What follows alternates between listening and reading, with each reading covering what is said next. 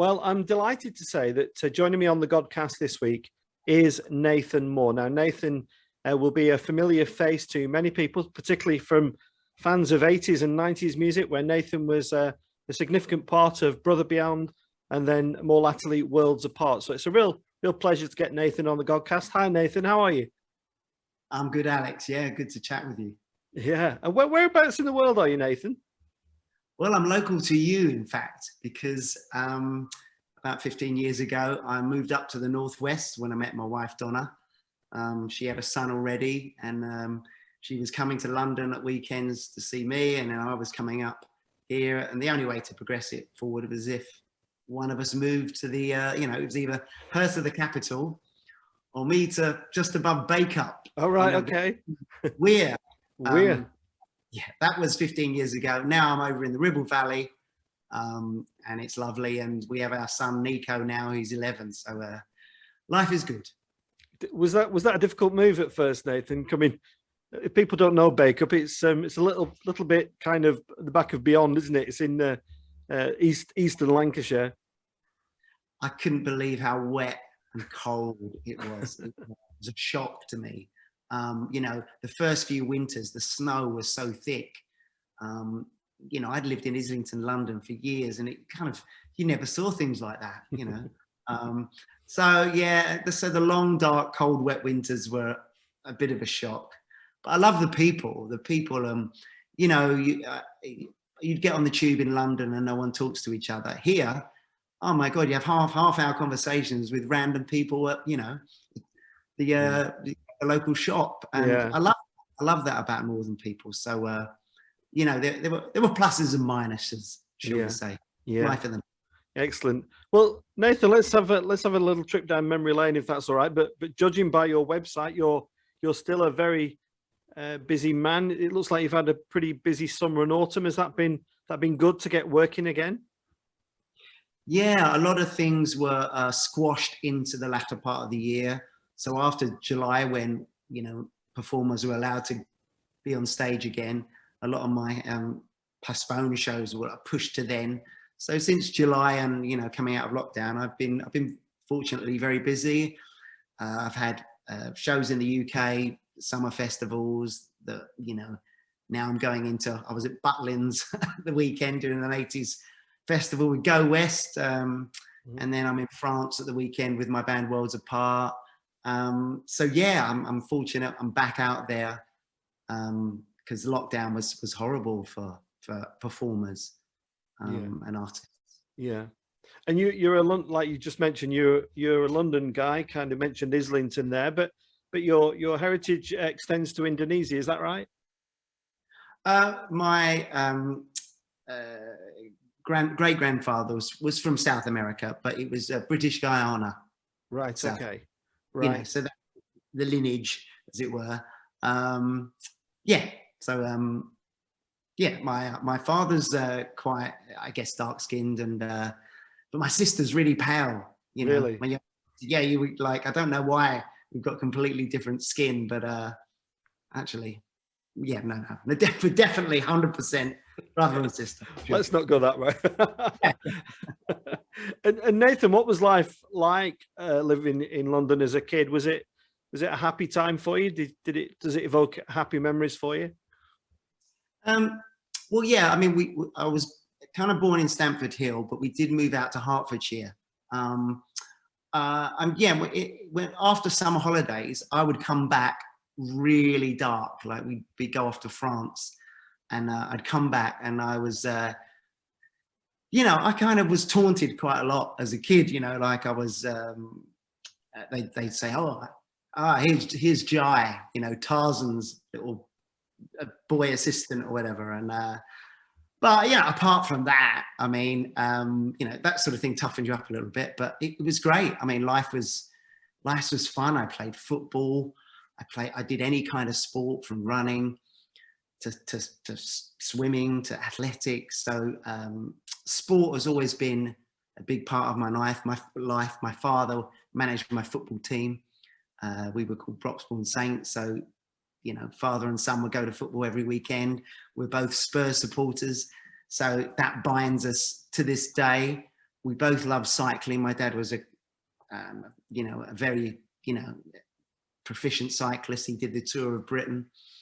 So we often, I've taken him off to the Tour de France a few times, and he's met everyone from Eddie Merckx to all the greats from that. And I was lucky because, with Worlds Apart, I got to meet some of the big French stars of cycling. And, so those guys introduced me to some of these, big names. So my dad loved that. So, sport has always bonded me and my father. And from my youth to now, it's still important to me. Yeah. Big Spurs fans, eh? Yeah, and it's actually a good day today for a Spurs fan. You can't normally say that. It's normally pretty horrible. But, I have a lot in common with my local Burnley brothers and sisters who support their team. It's tough, but you can't change your team. That's the way it is. As we were recording this, Nathan's making reference to that Spurs have just appointed Antonio Conte as their new manager after a bit of a disaster with their previous supervisor. Nathan, was there any religion in your life as a young kid? Were your family religious in any way? Were you involved in church as a kid? There was a bit of Sunday school. I remember some religious sort of stamps and stickers going into a book. But apart from that, no, not really, I have to say. I like to think of myself as a good guy, though I, do decent things, I like to think. And, I do believe in miracles, but perhaps not the religious miracles. No. Do you participate in a kind of spiritual well-being, kind of meditation or yoga? You look like you're in good shape. What do you kind of do to keep the mind and body fit? For me, I think you've got to keep your body fit. That really helps my mental well-being. So I run a lot. I went for like a 5-mile run yesterday. If I don't do that, I really don't feel as good. And it's that thing after you've done a really big workout, there's some endorphins. There was a little, that is my kind of drug, as it were, Yeah. Or when I come off stage, my performances are very energetic, I like to think, and I get a buzz afterwards and I feel good. So I don't need alcohol or something else to stimulate me. I've got those things going on, and that then keeps my mind all quite solid and focused. And I think my wife is a real inspiration. She just keeps going. She just is like, she just does not stop. I've never known someone to be so driven and but kind and caring and thoughtful. She's just everything. So she's my guide in that area too. Yeah. We'll perhaps come back to that in a little while, Nathan. Just tell us about the kind of road to becoming a pop star. I mean, I suppose every kid, even Vickers, dreamed that one day they might have been a pop star. How did that kind of evolve for you? Were you kind of in a kind of a drama group, or where did you get kind of noticed, or was it a case of somebody pushed you from a very early age? If you'd have been in my class at school, you'd have said, no way would that guy ever be a pop star. You'd have said sport, maybe something to do with sport, but never that. But I was a show off. I was a show off. I'd get on the tables and dance, but not a singer. And it was my sister, my older sister, Tida. She was in a band called the Palm Tree Club, and they were in Hertfordshire, and they go out and do concerts, gigs in pubs every weekend.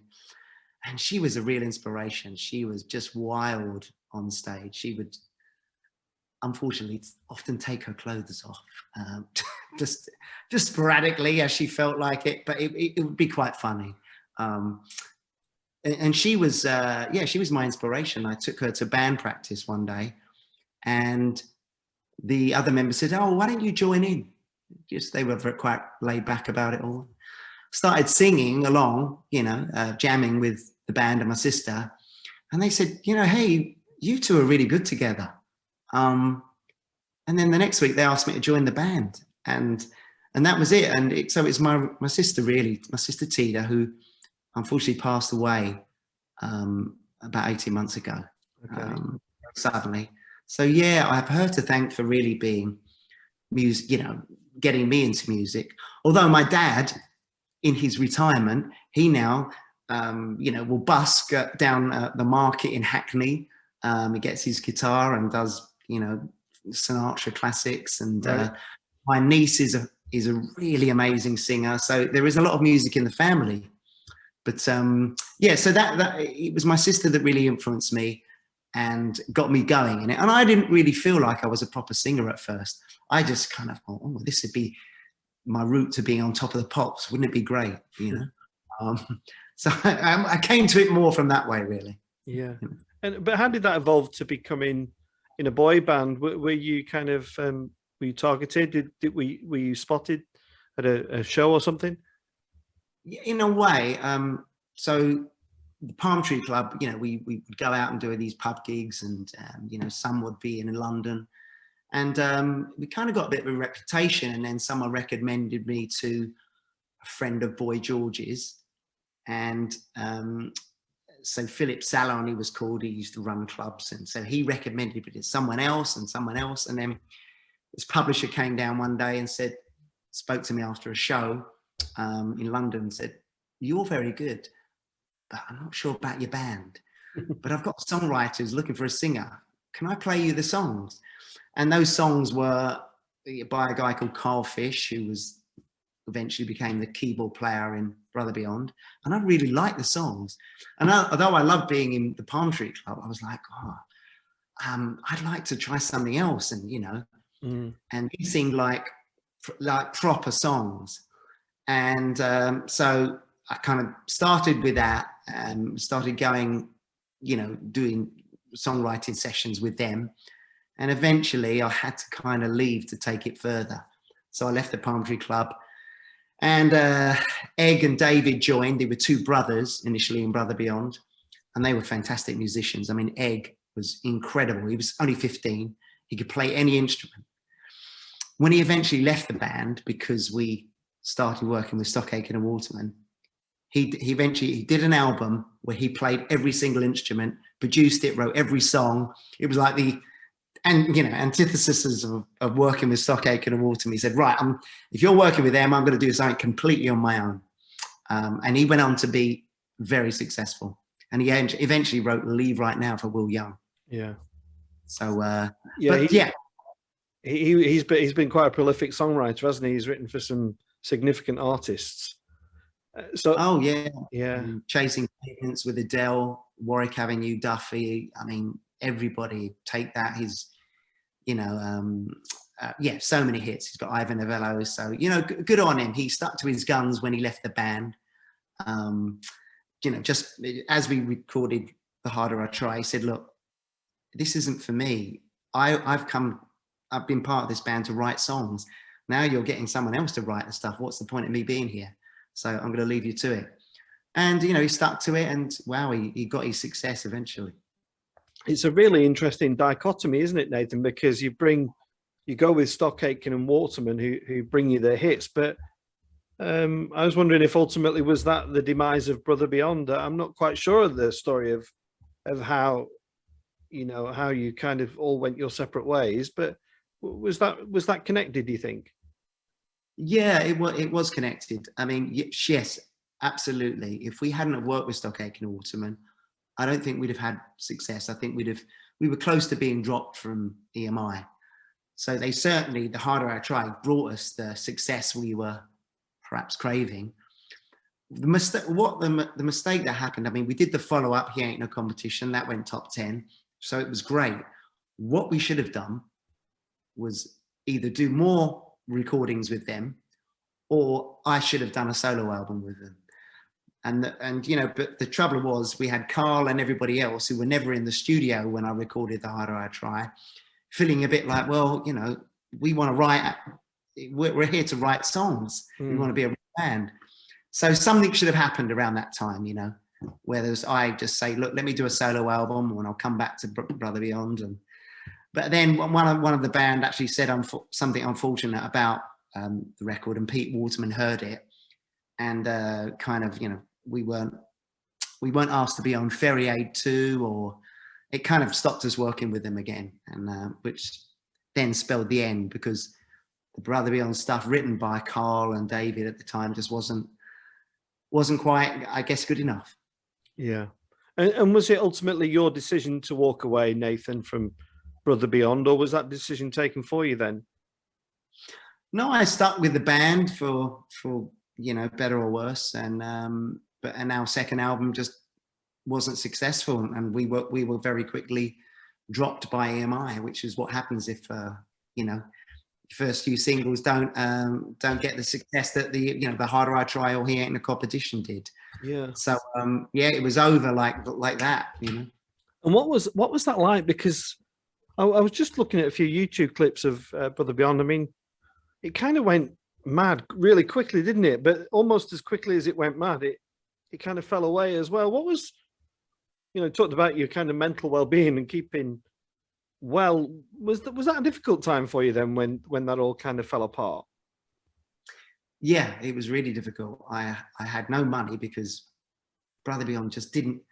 We had a big debt with the record company, so even though we sold 500,000 albums, we didn't really pay it back. So yeah, when it was over, I had nothing, and in fact, subsequently I went bankrupt. It was, and I really didn't know what to do next, and I was trying to do a bit of TV presenting and trying some solo stuff, and nothing was really working. So I had no money, and I remember the stress caused me to go bald at the back of my head. I had alopecia caused by stress. I had to grow a long bit of hair to cover it. It was horrible. So yeah, I found I was 2 or 3 years after the end, so 91 to 93, really difficult. Didn't know, I was in the wilderness, just didn't know what to do. Was the industry supportive? Did you feel that you'd just kind of been abandoned, or, you know, you're like your time had passed and it was onto something else then? Oh yeah, you're cast aside. No one can help you, and there's no rule book to read up on what you should do. I mean, I know now after many years, you know, basically, if you make money quickly, you have to really save, or you have to invest in something else so that you have an income, that, you know, a passive income and all these things. But now I have a clever wife who knows about all that stuff, and so we do that now, you know. What did you do to cope then during that time? Were you kind of contemplating getting a proper job, for want of a better word? You know, was it? Oh yeah, I mean, I signed on for about 6 months because really, I had to, you know. I tried. I went to America for a little bit and tried to do some stuff out there. That didn't work, and yeah, I really was hand to mouth, just surviving. Borrowed money off my dad just to keep going, and I guess I was waiting for that lucky break. And in '94, I got it again. I got that other lucky break, and I walked into an office on the right day, on the right week. The lead singer of a band called Worlds Apart had just left after they'd done a sold out 26-date tour of Germany.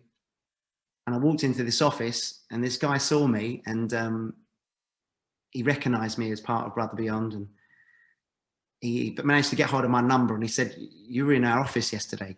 Could I ask you to come back again today?" And that was my savior. I went, and he said, "Look, I'd like you to be the lead singer of a band called Worlds Apart.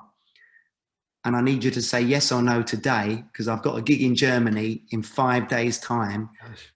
5,000 people waiting for a band, and I don't know how to sing." It's bonkers. Let me know. And I said yes, and I was there. I was in rehearsals, learning dance routines the next day, and then I was in Germany 5 days later. You know, wow. Saved me. Wow. And what about the kind of the business side to that then? Were you much wiser? Were you kind of were you quite quick to put the kind of the contracts in place that would protect your financial interests? I did better, but in truth, I still made more mistakes. I still didn't really come out with the wealth or the not the wealth, but you know, you need a cushion. Music, you know, you make this money quickly, but you must put aside your tax money. Mhm. You've got to prepare for the rainy day that comes, because in pop it always comes. It stops very suddenly, and we're not all one direction, you know, with millions to cushion the next step.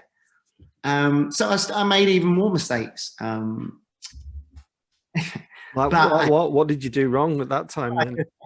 you know, I kind of, you know, spent lots of money on clothes and silly things and traveling, and I didn't really buy those properties that I should. And, you know, so yeah, I kind of did it all again, really. Mm.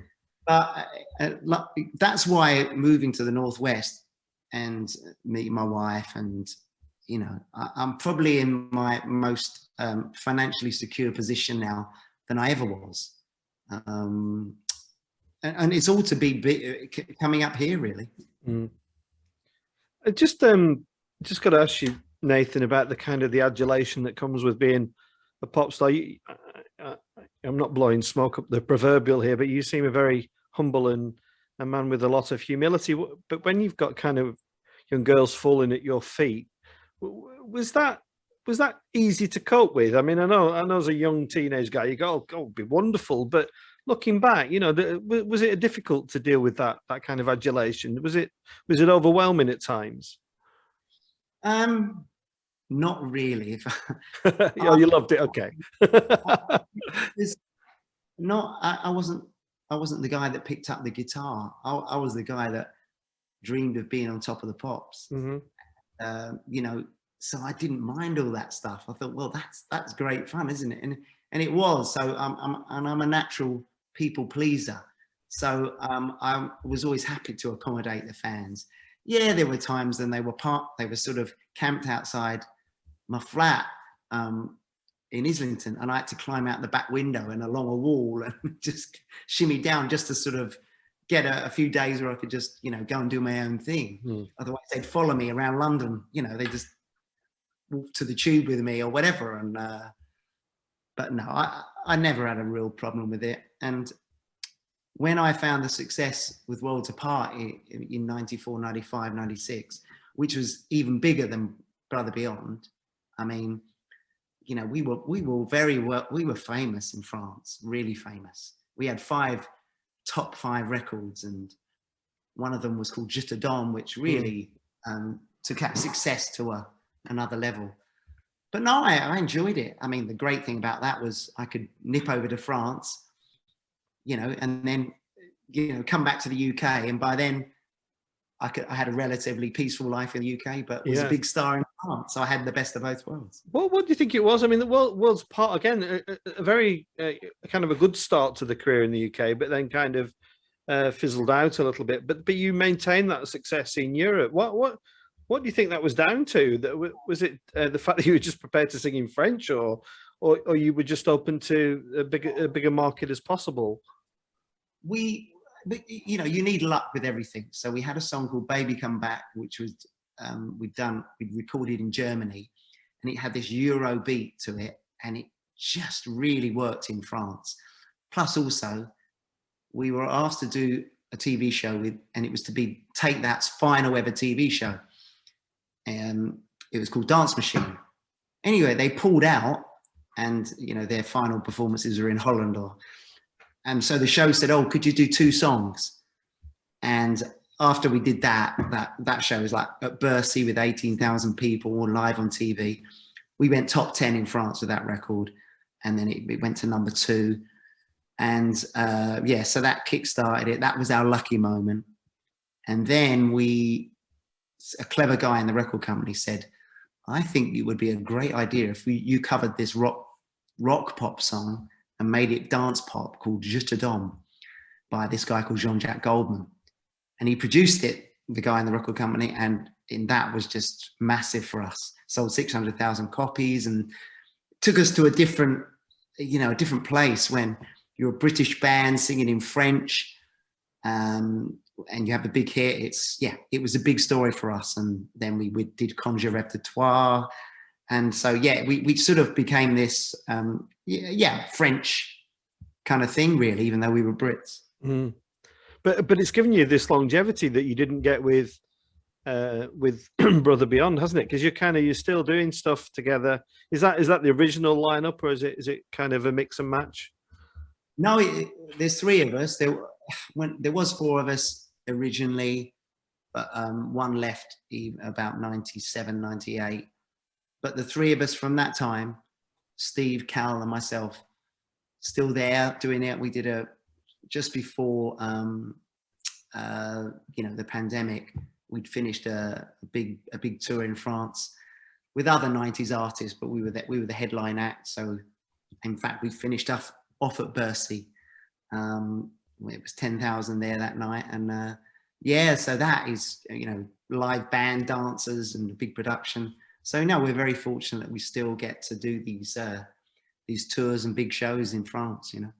Yeah, I suppose you're quite blessed in that regard, that you got a second crack at the whip, didn't you? I mean, some guys kind of fall by the wayside quite quickly, but with yourself, you've got that longevity. And now, Nathan, these you touched on it at the beginning, these 80s festivals, they've got a real Renaissance feel about them, haven't they? And I know Dean Michael. Dean Michael came on the Godcast and tells me how much he enjoys that. It's kind of the camaraderie and the kind of family feel about it. Just tell us about it from your perspective, this kind of 80s Renaissance.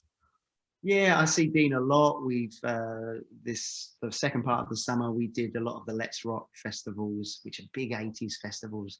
Let's Rock Leeds and Liverpool. So, they have them here in the Northwest and everywhere. And me and Dean are in the VIP area, getting the party going. So, and in fact, I'm with them. I'm with Black Lace on Saturday. We're doing a 50th birthday party for somebody that's booked us. And they're like me. They love it. They love getting the party going. And they're just good guys, actually. Yeah. Oh, wow. And Dean's been through some tough times. Oh, my God.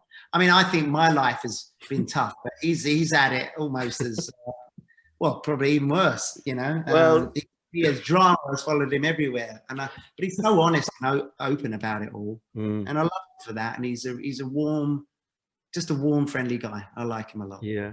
Anybody watching this interview now, Dean is the frontman for Black Lace, and in another Godcast interview, he tells a fabulous, hilarious story about doing the conga while he served a little bit of time at His Majesty's pleasure. But it's a lovely story from the guy. And what about your own kind of taste in music, Nathan? You've obviously lived in the pop world, but is your musical taste quite extensive? What do you like on an individual level? I love so many different things. I used to love Japan, the 80s band Japan a lot. But I also love Luther Vandross. I went to see him a lot. So I love soul singers.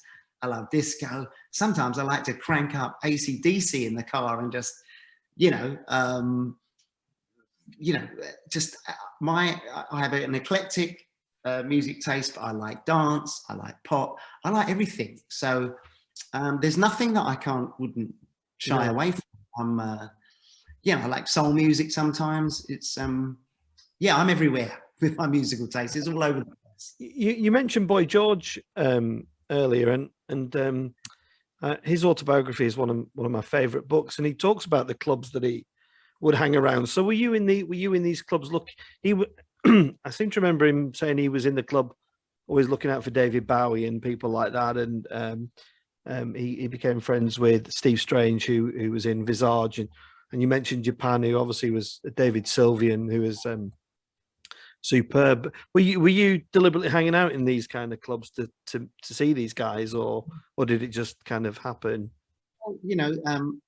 In that era, if you wanted to meet people on just be out there, you had to go out. You do things. There was no online, was there? So you wanted to go out because you were closed off from the world if you weren't. I was a foot messenger when I was 17 in Soho. So I would walk around and bump into all sorts of people. And one of the first people I met was the guy, that would end up being the manager of the Pet Shop Boys. But he owned this company, it's like marketing company, and he offered me a job. It was called Tom Watkins. And I kind of turned him down, but I would see him a lot around Soho. And anyway, he went on to become this manager with the Pet Shop Boys. And we approached him when I was in Brother Beyond. And we said, you know, would you manage us? And he said, I'm just too busy with trying to get the Pet Shop Boys away. And they hadn't had any success at that point. Well, in between that time, we got signed by EMI, and then they did as well. And then when he'd had that success with West End Girls, we would see him around. And then he was desperate to be our manager. He kept saying, come on, now we can do it. Like, I've got success with them. You know, I can make it happen. And we said, no, you weren't interested then. And that's when he kind of got his own boy band in Bros. And probably we shot ourselves in the foot there a little bit. Maybe. I'm digressing from the story, but yes, I would meet a lot of people like that. And one of those people was also Philip Salon, and he was doing the Mud Club and all these cool clubs, and you know, he's friends with Boy George. And in fact, George came down to one of our early gigs in Tottenham Court Road in like 1986 or 87. He was there. There was about 400 girls, and then Boy George standing at the back, towering above everyone. It was quite lovely. That's a lovely story. Yeah, yeah, and big Matt, fan of. Matt came as well, and you know, so yeah, you'd meet a lot of people around clubbing in those days, and I met Steve Strange many times, you know.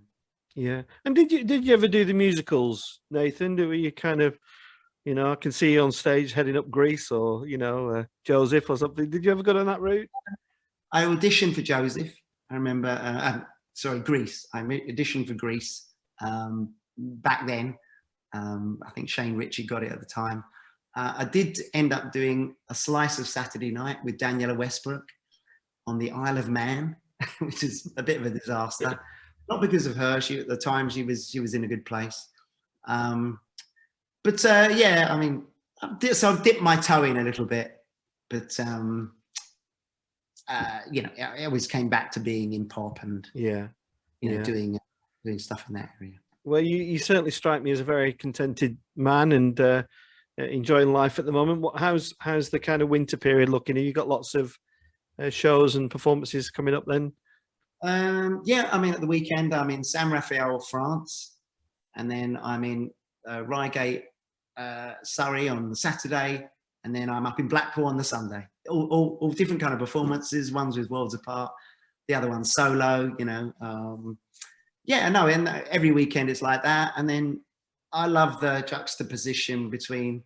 Then on the Monday morning I'm doing the school run with my son Nico, or you know, renovating a house. You know, knocking down walls or whacking off plaster, and I like getting dirty and that, and then think, oh right, weekend I'm singing. So yeah, I like that balance of you know, of different things. Yeah, Nathan, it's been great. I've thoroughly enjoyed talking to you. It's been fascinating just learning about your career, and I'm delighted that you're living in the Northwest. It is beautiful. You're out in the Ribble Valley, which is just stunningly beautiful. I was out walking there last week. So yeah, and just thank you for coming on the Godcast. It's been great chatting, and wish you all the well for what comes next. Thank you. No, Alex, it was lovely chatting to you. I can tell by some of your references that you know, the fact that you knew David Sylvian and Japan, that you know, your music knowledge is extensive. I'm sure your life knowledge is equally as extensive. We could probably talk for hours, but it's been nice to chat to you. Yeah, lovely. Thank you. And yeah, and David Sylvian was, I think he got, I don't know if you ever went for this one, Nathan, but he was awarded the prettiest man in the world, I think, in something like 1981. Maybe you could have a go at that at some time in the future. I think I've got second place somewhere in France, or you know, most popular baby's name now. Yes. Nathan in France is actually Nathan. I love it when they say that, you know, and I remember it becoming. I've met many mothers who say, "Oh, I named my son after you," especially in France. Especially, well, there's many a Nathan. I'm totally jealous. Nobody's ever said that to me. Nathan, I'm going to be totally cheesy and say merci beaucoup. Thank you so much for coming on the Godcast, and we send our love to you. Merci, Alex. The prochaine fois, and à tout à l'heure. Au revoir. Thanks a lot. Cheers.